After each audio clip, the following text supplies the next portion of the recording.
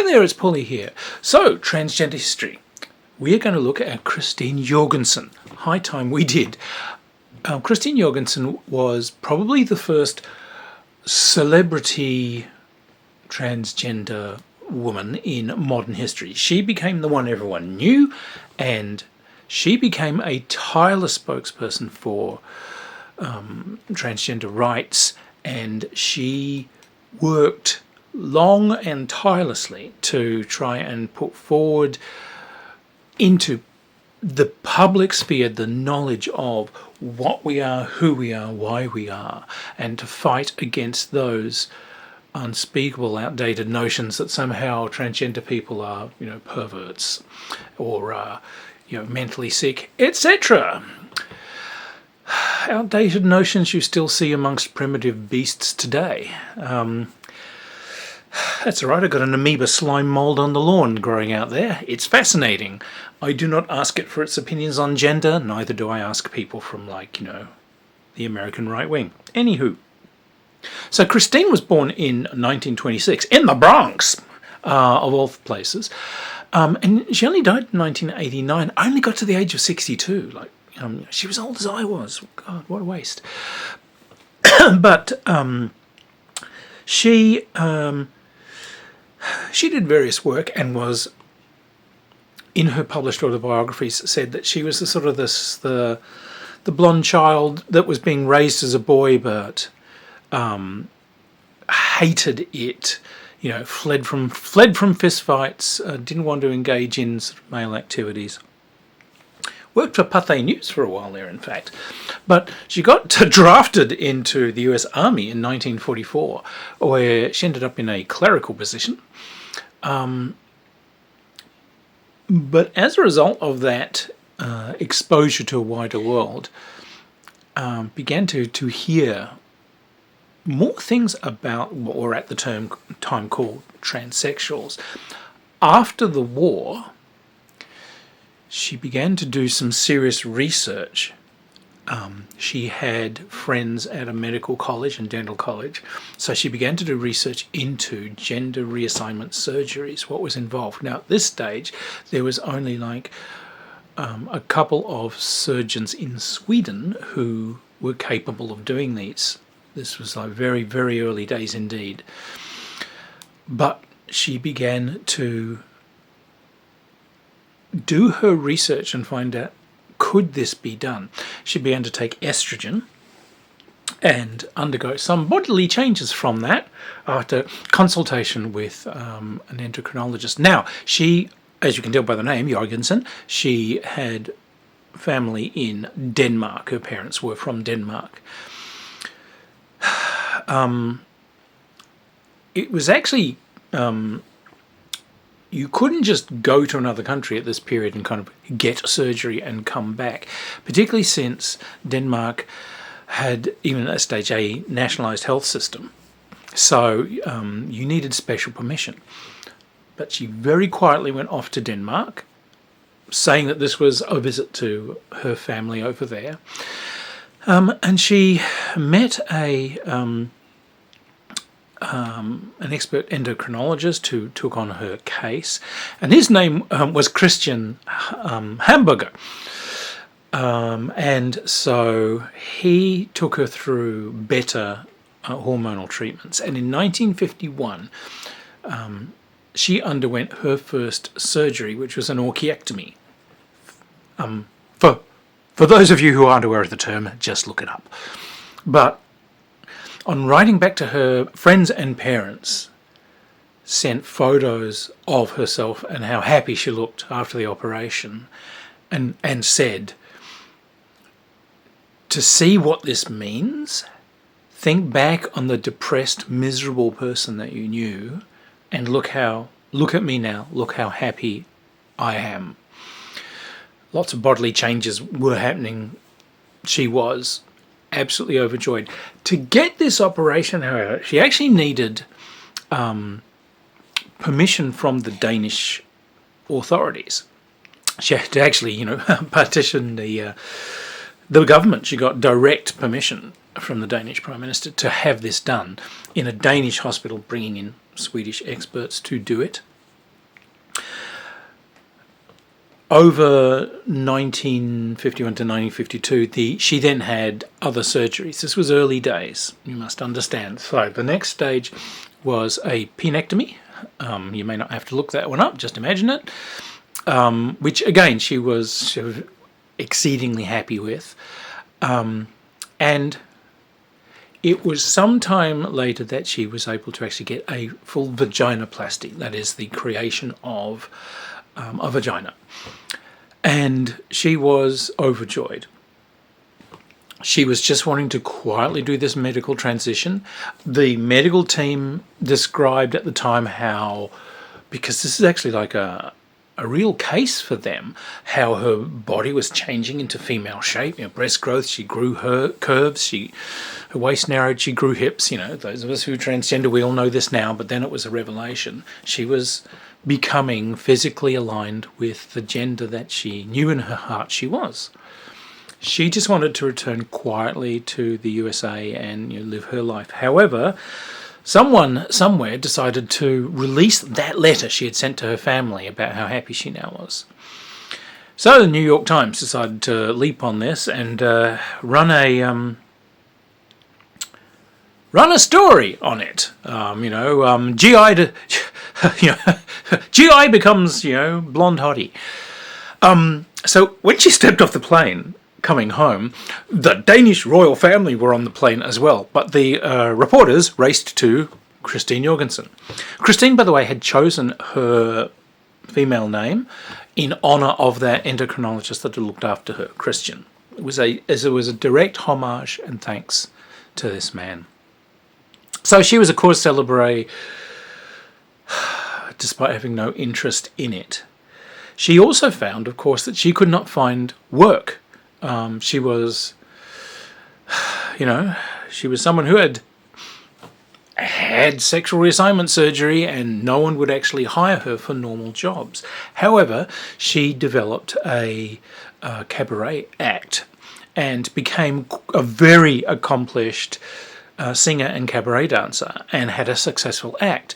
And she was actually brought in and welcomed by a lot of very ritzy establishments. So she would perform at Delmonico's in New York, and the owners were sometimes criticized by the Christians for how dare you have this woman in here. But he considered her a personal friend and was overjoyed to have her, and she brought in the crowds.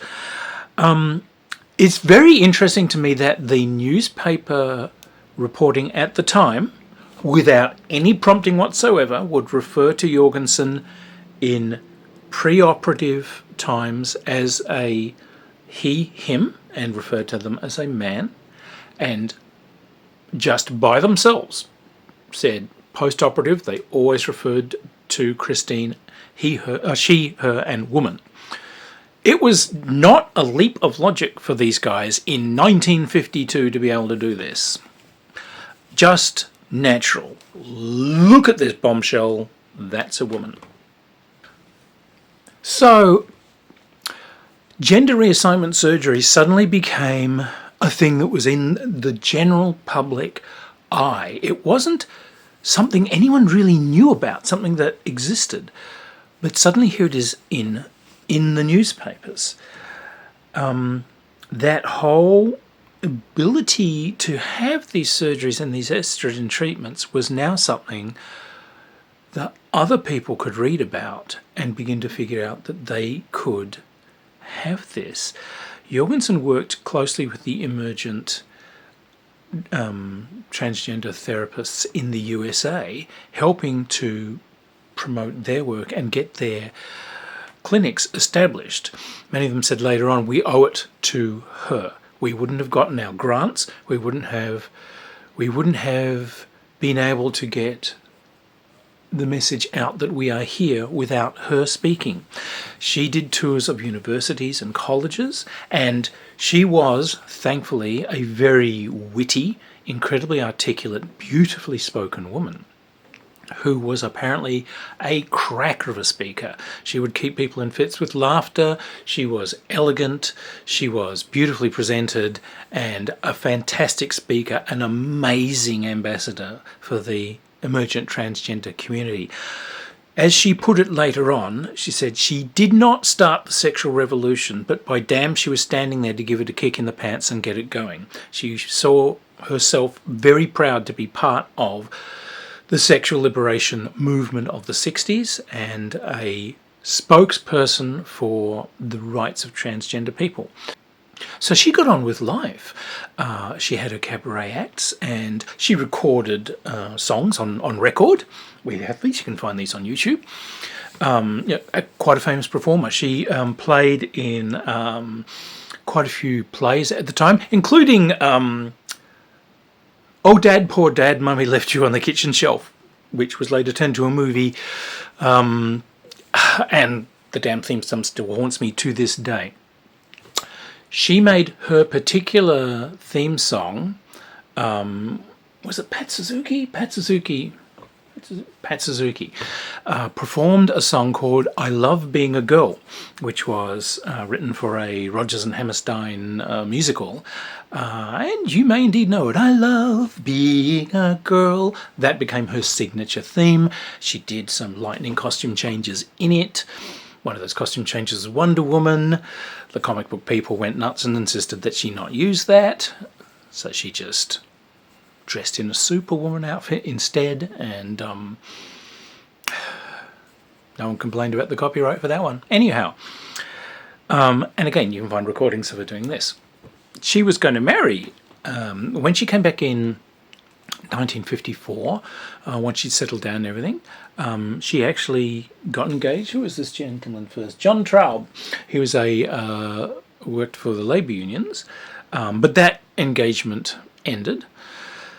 Later on in, I think, 1959, she was going to marry another gentleman. Consults notes, Knox, Howard J. Knox from New York. So they were engaged, but they were unable to get a marriage license because Jorgennsen's birth certificate said that she was male, and the mechanisms for changing that, didn't exist.